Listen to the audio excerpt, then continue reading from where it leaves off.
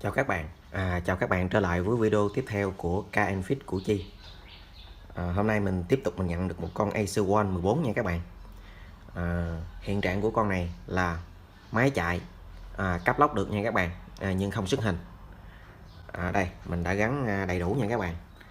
RAM ok, cáp màn hình ok nha các bạn. Rồi bây giờ mình sẽ cắm nguồn và cho các bạn xem cái hiện tượng của nó nha các bạn. Trước khi mình kiểm tra và sửa chữa nha các bạn.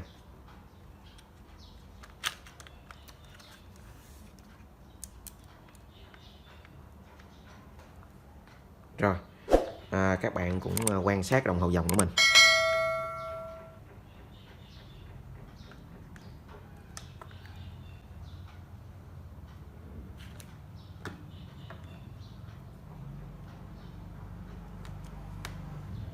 Rồi máy ăn dòng nha các bạn. Rồi bây giờ mình sẽ tiến hành kích nguồn.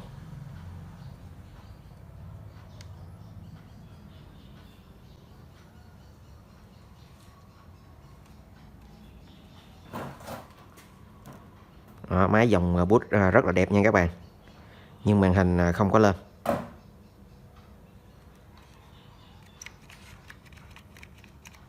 Rồi phím cáp lóc được nha các bạn. Ok, máy đã cáp lóc được phím nhưng không xuất hình. Đây là hiện tượng của con Acer One 14 nha các bạn. Rồi bây giờ bắt đầu mình sẽ tiến hành tháo ra kiểm tra và sửa chữa nha các bạn.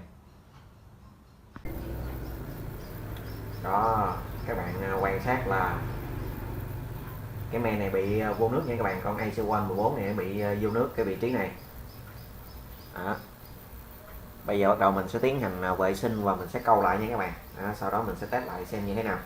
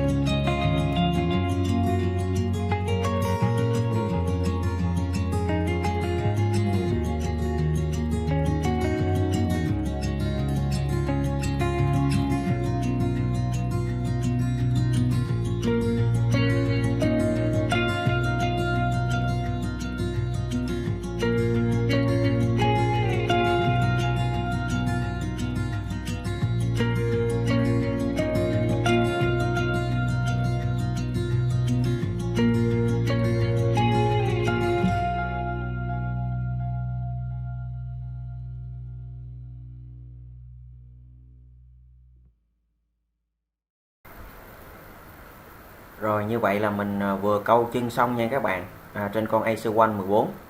Ở đây mời các bạn quan sát đó, cái men này nó vô nước và nó bị mục rất là nhiều chân nha các bạn. Đó, sau khi mình xử lý câu lại những cái chân đứt nha các bạn. Đó, rồi bây giờ bắt đầu mình sẽ tiến hành gắn vào máy nha các bạn. Đó, xem là cái men có hoạt động hay không nha các bạn. Rồi bây giờ bắt đầu mình sẽ tiến hành gắn cái men này nha các bạn. Sau khi mình vừa câu chân xong, bây giờ mình sẽ tiến hành gắn vào trong cái màn hình nha các bạn, xem máy có lên hình hay không.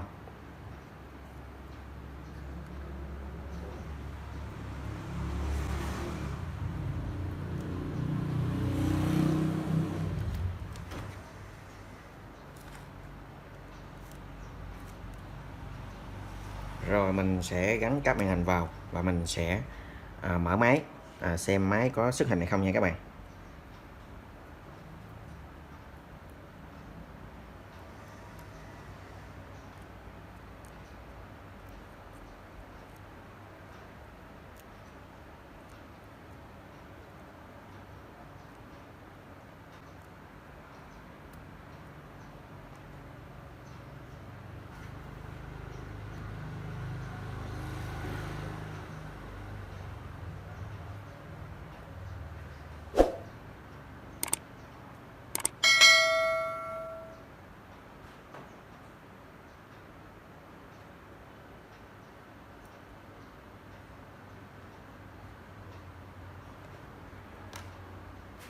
Rồi mình sẽ tiến hành cắm nguồn.